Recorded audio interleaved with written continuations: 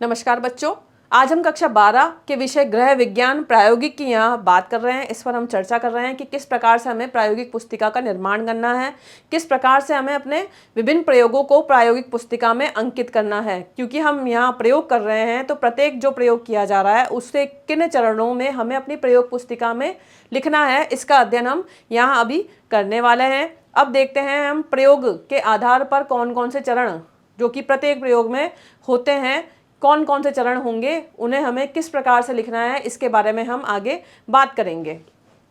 जैसे कि जो भी प्रयोग होगा उसके 5 बिंदु होंगे। 5 बिंदु कौन से होंगे? लक्ष्य, उद्देश्य, आवश्यक सामग्री, अवलोकन तालिका व विधि और सावधानियाँ। तो प्रत्येक जो प्रयोग होगा उसके हमें लक्ष्य लिखना होगा, उद्देश्य लिखना होगा, आवश्यक सामग्री लिखनी होगी, अवलोकन तालिका या विधि लिखनी होगी और सावधानियां लिखनी होगी। तो चौथा जो बिंदु है जिसमें हमने बात की है अवलोकन तालिका और विधि की, तो दोनों में से या तो हम दोनों में से या तो एक लिखेंगे या फिर दोनों लिख सकते हैं। ये निर्भर करेगा प्रयोग पर कि हम प्रयोग कौन सा कर रहे हैं। जब हम किसी वस्तु का केवल अवलोकन कर रहे हैं, निरीक्षण कर रहे हैं, किसी निष्कर्ष पर पहुंच रहे हैं, तो वहाँ हम केवल अवलोकन तालिका बनाएंगे। जब हम किसी वस्तु का निर्माण कर रहे हैं, जैसे प्राथमिक उपचार किट का अगर हम निर्माण कर रहे हैं, या फिर टमाटो सॉस या एप्पल जैम या फिर किसी पोशाक का निर्माण हम कर रहे हैं, तो उसकी हमें विधि लिखनी होगी। या फिर निर्भर करता है कि प्रयोग पर कि अवलोकन तालिका और विधि दोनों लिखी जाए। तो हम आगे अध्ययन करेंगे कि जो प्रयोग है हम किस तरह से उसे लिखें। एक प्रयोग को हम देख लेते हैं कि एक जो प्रयोग है उसका लक्ष्य सबसे पहले हम लिखेंगे। अभी हमने बात की है कि सबसे पहले लक्ष्य आएगा। तो ये जो प्रयोग है उसका लक्ष्य है भोजन की गुणवत्ता बढ़ाने के लिए निम्नलिखित विधियों से व्यंजन तैयार करना। अब भोजन की जो गुणवत्ता है वो किस तरह से बढ़ाई जाए, उसकी कुछ विधियां हैं, जैसे सम्मिश्रण है, खमीरीकरण है और अंकुरण है। ये जो 3 विधियां हैं, इससे व्यंजन किस प्रकार से बनाया जा रहा है इसके बारे में हम इस प्रयोग में बात कर रहे हैं। तो यहाँ हमने लक्ष्य जाना है। तो इसके साथ ही हम उत्पाद का मूल्यांकन भी करेंगे कि जो उत्पाद बना है वह किस तरह का बना है। फिर हम यहाँ उद्देश्य लिखेंगे। दूसरा बिंदु हमने उद्देश्य का ही पढ़ा है ना, तो फिर दूसरा बिंदु है हमारा उद्देश्य। पहला बिंदु लक्ष्य था, अब दूसरा बिंदु है उद्देश्य। तो भोजन की गुणवत्ता बढ़ाने वाली विधियों से व्यंजन तैयार करना हम सीखेंगे। भोजन की गुणवत्ता बढ़ाने वाली हमने 3 विधियां पढ़ी है, उससे किस तरह से व्यंजन तैयार किया जाएगा ये आप सीख पाएंगे। और उत्पाद का मूल्यांकन भी आप कर पाएंगे कि जो भी उत्पाद बना है वह कैसा बना है, उसमें कुछ कमी है क्या, अगर कमी है तो किस प्रकार से उसकी पूर्ति की जाए। तो यहाँ हमने बात कर ली है इस प्रयोग में लक्ष्य की और उद्देश्य की। आगे हम बढ़ते हैं कि पाक विधि। पाक विधि जो कि 3 हमने बात की थी, 3 व्यंजनों बनाने की विधियों की, सम्मिश्रण, खमीरीकरण और अंकुरण। इनके द्वारा हम भोजन की गुणवत्ता बढ़ा सकते हैं। तो कैसे हम बढ़ा रहे हैं, तो सबसे पहले हम बात करेंगे सम्मिश्रण की। तो देखें सम्मिश्रण विधि, इसमें क्या होगा, इसमें अनाज और दाल 2 चीज़ों को मिलाकर कोई व्यंजन बनाया जाएगा।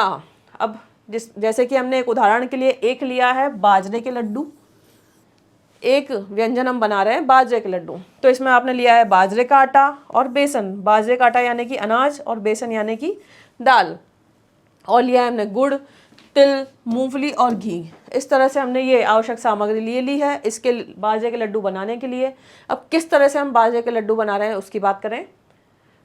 गुड़ से एक तार की आपने चाशनी बनाई है, फिर घी में बाजरा और बेसन को सेक लिया है, भून लिया है, फिर उसके बाद में तिल, मूंगफली अलग अलग से भून लिए, सेक लिए हैं, फिर सब सामग्री को मिलाकर गरम गरम ही लड्डू बांध लिए हैं। इस तरह से आपने बाजरे के लड्डू बनाए हैं सम्मिश्रण विधि से। आगे हम बात करते हैं किस तरीके से हमने अंकुरण विधि से अगला व्यंजन बनाया है। अंकुरण विधि की हम बात कर रहे हैं आगे। तो अंकुरण विधि, इसमें क्या होगा, अनेक प्रकार की साबुत दालों का अंकुरण किया जाएगा। अब अंकुरण आप सभी जानते होंगे, जिसमें दालों को या अनाजों को भिगो दिया जाता है 8-10 घंटे के लिए, फिर कपड़े में बांध के उसको उगाया जाता है, जिससे उसमें अंकुरण उग जाते हैं और हमारे लिए वो पौष्टिक बन जाते हैं। तो किस प्रकार से आपने ये व्यंजन बनाया है, आपने बनाया है दाल मोठ चाट, जिसमें आपने सामग्री ली है अंकुरित हरी मूंग ली है, चना लिया है, हरी मिर्च ली है, नींबू लिया है, नमक, पिसी हल्दी और चुटकी भर ली है और खीरा आपने लिया है। तो आपने ये सामग्री लेने के बाद में फिर क्या करना है, हल्दी, नमक और पानी के साथ में दालों को तब तक पकाना है जब तक कि वह सूख ना जाए, यानी कि पक ना जाए। फिर ठंडा करके उन पर नींबू निचोड़ दिया और खीरे और हरी मिर्च से सजाकर आपने परोसा है। इस तरह से आपने अंकुरित दालों की चाट बना ली है। तो ये आपने अंकुरण विधि का प्रयोग किया है। आगे हम देखते हैं खमीरीकरण विधि से आपने किस प्रकार से व्यंजन बनाया है।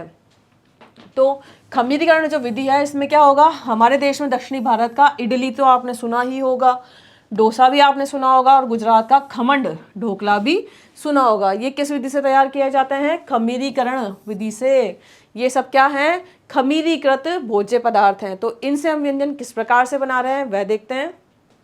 कि सबसे पहले आपने क्या बनाया है, उत्पम। एक व्यंजन की हम बात करें तो इसमें सामग्री आपने क्या ली है, सेला चावल लिए हैं, उड़द दाल ली है, नमक लिया है, प्याज, हरी मिर्च, अदरक, धनिया और घी तेल पकाने के लिए लिए हैं आपने सामग्री। फिर आपने उत्पम बनाया कैसा है उसकी विधि आप लिखेंगे कि दाल और चावल को रात भर के लिए आपने अलग अलग भिगो दिया है।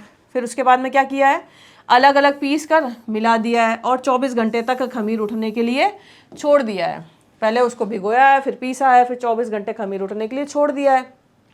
फिर प्याज, हरी मिर्च, अदरक, हरा धनिया सब बारीक काट कर उसमें डाल दिए और नमक मिलाए और घोल का गाढ़ापन आने की स्थिति तक उसमें उसको हिलाते रहे। फिर डोसे की तरह आपने उसको सेक लिया है। इस तरह से आपने क्या बना लिया है, उत्पम बना लिया है। तो यहाँ ये जो प्रयोग था उसमें हमने बात की थी कि किस प्रकार से आपने सम्मिश्रण, अंकुरीकरण और खमीरीकरण इन विधियों का प्रयोग करते हुए व्यंजन बनाए हैं।